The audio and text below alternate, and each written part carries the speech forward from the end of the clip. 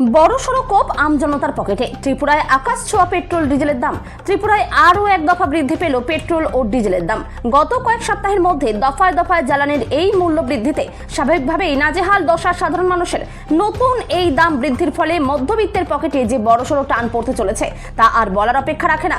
Petrol 2.64 104.93, diesel 2.63 93.83। সোমবার petrol ও ডিজেলের এই নতুন মূল্য বৃদ্ধির খবরটি নিশ্চিত করেছেন আগরতলার দুর্গাবাড়ি স্থিত পেট্রোল পাম্পের কর্ণধার মন্টু সাহা। ত্রিপুরা থেকে বিক্রম কর্মকারের রিপোর্ট, বিগ নিউজ বাংলা। গতকাল মধ্যরাত্রি থেকে ফের পেট্রোলের দাম বৃদ্ধি পেল। মোট কত বৃদ্ধি পেল ভাই? মধ্যে পেট্রোল বাড়ছে 2 টাকা 64 পয়সা, ডিজেল হলো 2 টাকা 30 পয়সা। তো সর্বমোট পেট্রোলে আজকাল একটু পর্যন্ত বা বাড়তি বলতে 104 টাকা 93 পয়সা, আর ডিজেল 93 টাকা 83 পয়সা।